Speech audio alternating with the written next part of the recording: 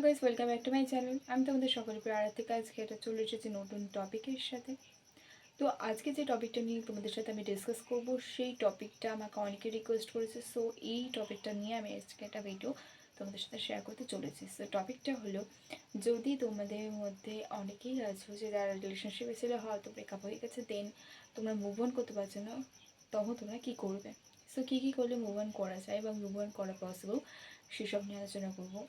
Absolutely right যে move on করা অত সোজা নয়, বাট কোনো কিছু ইম্পসিবল বলে আমার মনে হয় না। সব কিছুই পসিবল। যে মানুষটাকে তুমি ভালোবেসেছিলে, সেই মানুষটা তোমার ছেড়ে যখন যেতে পেরেছে, সেটা যখন তার পক্ষে পসিবল হয়েছে, so move on it's a easy ব্যাপার। সো ইটস এ ইজি একটা প্রসেস। ওকে, যদি তোমার মনে হয় যে তুমি মুভ অন করতে চাও, then you can do it. But তোমার যদি মাথায় থাকে যে তুমি আমি যে যে কথাগুলো বলবো সেগুলোকে মেনে চলবে না, জাস্ট শুনবে, তাহলে আমার কিছু বলার নেই।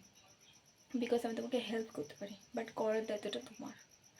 সো মেন যে প্রসেসগুলো আছে সেগুলো তোমাকে অবভিয়াসলি ফলো করতে হবে, দেন তুমি অবভিয়াসলি মুভ অন করে দিতে পারো। এবং আমার এই কথাগুলো শোনার পর তুমি মুভ অন করবে, অ্যাবসলিউটলি করবে। সো আমি স্টার্ট করে দিচ্ছি। দেখো, একটা মানুষ তোমাকে যখন ছেড়ে চলে যাচ্ছে, একটা রিলেশন, সেটা যত মাসেরই হোক না কেন, এটা কোনো কথা না যে 2 মাসের রিলেশনে কারোর মন প্রাণ মানে ছুঁয়ে যেতে পারে না, বা 2 মাসের রিলেশনে যতটা না মায়া তৈরি হয়, 1.5 বছর রিলেশন বা 2 বছর 3 বছরের রিলেশন বেশি মায়া তৈরি হয়। এটা কোনো কথা না। ভালো লাগা ভালোবাসা 2 সেকেন্ড 3 সেকেন্ডেও হতে পারে। সো সেটা নিয়ে যদি কেউ তোমাকে বলে যে 2 মাসে ভালোবাসা ভুলে যা, অত সোজা নয়। বিকজ ভালোবাসা সেটা যত দিন বা যত মাস যত সেকেন্ডেরই হোক না কেন। ওকে, সো ফার্স্ট তোমাকে এটা মাথায় রাখতে হবে যে তোমাকে যখন সে ছেড়ে চলে গেছে, সেটা তোমাকে যখন সে চলে গেছে, সেটা যেভাবেই হোক না কেন, যদি তোমাদের মধ্যে মিউচুয়ালি যদি ব্রেকআপটা হয়, তাহলে এটা একটা আলাদা ব্যাপার। বাট যদি এরকম হয়ে গিয়ে থাকে যে সে অন্য সাথে চলে গিয়ে থাকে, বা রিলেশন তোমাদের কোনো কারণবশত ব্রেকআপ হয়ে গেছে, বাট তুমি জানো না রিজনটা কী, তুমি এখন অবধি জানো না যে কী কারণে ব্রেকআপটা হয়েছে, সো সেই ক্ষেত্রে কিন্তু তোমাকে এই পয়েন্টগুলো অবশ্যই মেনে চলতে হবে। একটা কথা মাথায় প্রথমেই তোমাকে রাখতে হবে যে সে যখন তোমাকে ছেড়ে গেছে, যতদিনের রিলেশন থাক না কেন, সে তোমাকে ছেড়ে গেছে যখন তোমার প্রতি তার মায়া নেই, মায়া ত্যাগ করে সে চলে গেছে।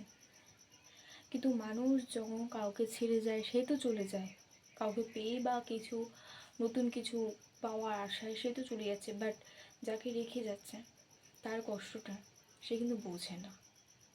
সো সে যখন বুঝছে না তোমার কষ্ট, তার জন্য তুমি স্টেটাস দেবে না। দেখো, সব কিছুর সঙ্গে সব কিছু যুক্ত আছে, ঠিক আছে? আমি যে কথাগুলো বলছি মন দিয়ে শুনবে। তার জন্য কোনো স্যাড স্টেটাস, কোনো দুঃখের স্টেটাস বা তাকে ইঙ্গিত করে কোনো গান ডেডিকেট করবে না।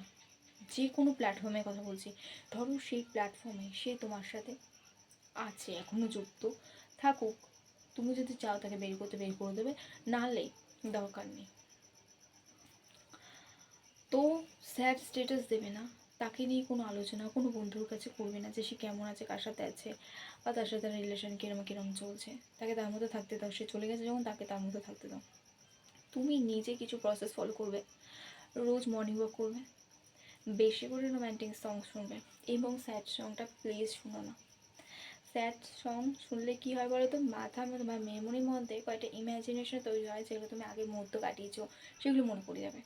সো তার সাথে একটা কথা, সেই সময় যখন তোমার রিলেশনশিপ ছিল, সেই সময় তুমি যে গানগুলো তাকে ডেডিকেট করেছো, বা যে স্টোরি বা কিছু, যেসব স্টোরি বা কিছু ফটো ভিডিওস তোমাদের দুজনের বোথ অফ ইউর যে ভিডিও আছে বা ফটো আছে, সেসব দেখবে না, জাস্ট ডিলিট করে দেবে।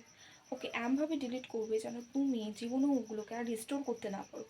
যদি মুভ অন করার ইচ্ছা থেকে, দেন তুমি এগুলো করবে, আর নালে কিন্তু এগুলো করার দরকার নেই। যেরকম মানে মাথায় হেডেক নিয়ে, ডিপ্রেশন নিয়ে বসে আছে, তোমার বসে থাকবে, তোমার জীবনে কোনোদিন এগোতে পারবে না।